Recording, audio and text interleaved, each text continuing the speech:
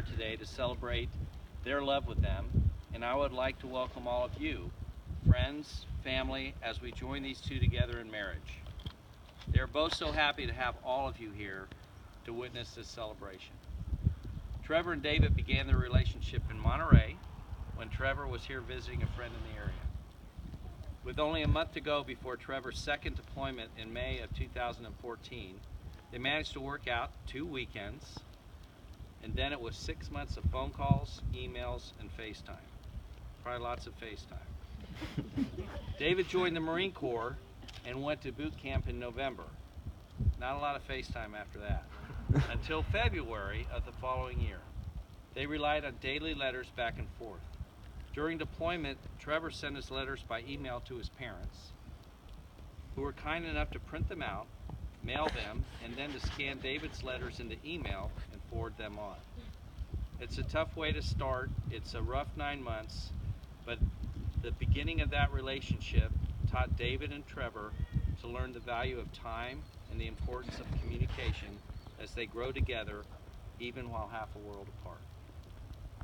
Since then, they've made a priority of spending time together, whether that is in Monterey, or San Diego, or Atlanta, or Boston, DC, or Seattle.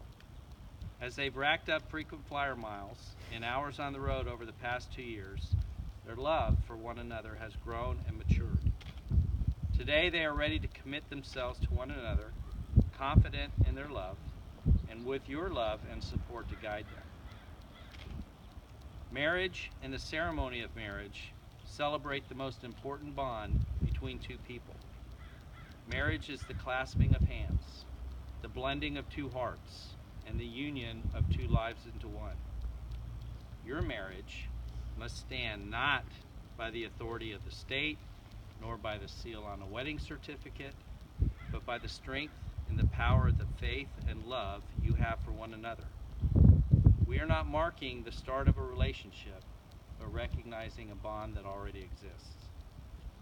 A good marriage must be created and recreated. In marriage, the little things are the big things. It is standing together and facing the world.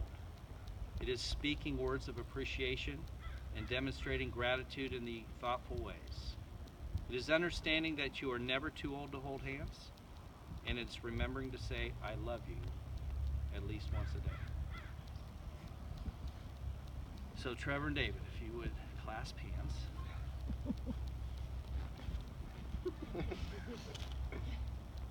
David, do you take Trevor to be your husband, to be his constant friend, his partner in life, and his true love?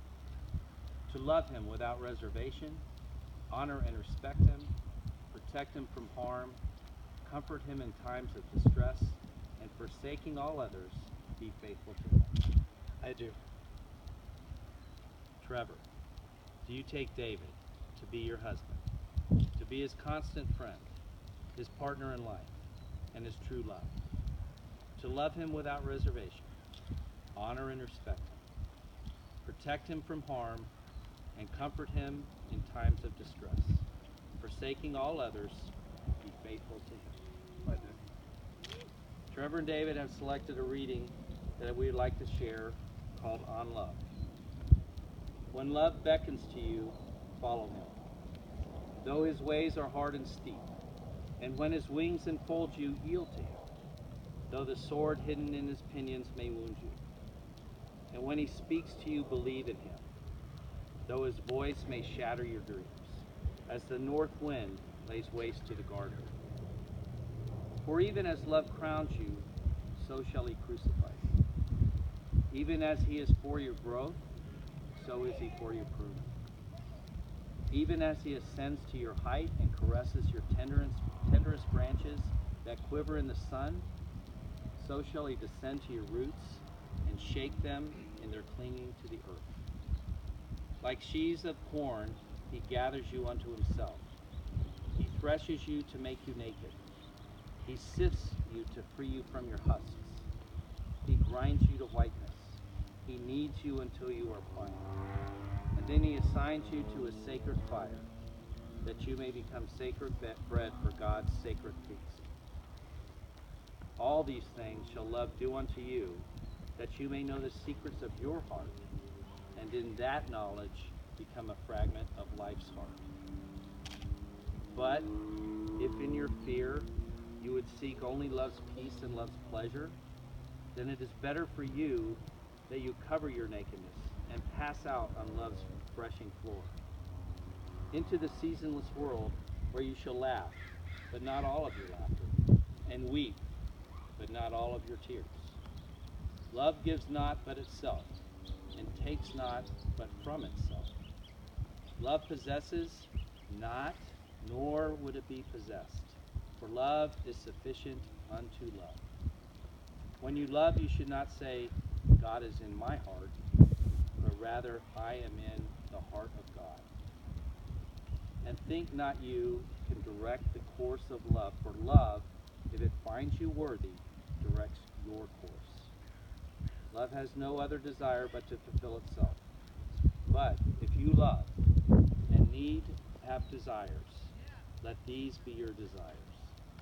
To melt and be like the running brook that sings its melody to the night.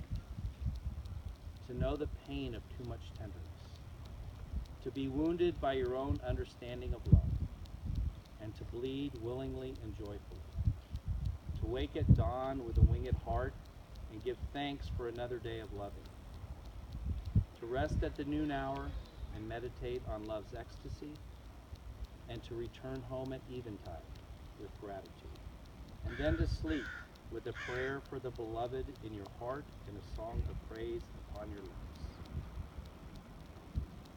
We could just sit for a moment in silence as David and Trevor contemplate the commitment they are making to one another today.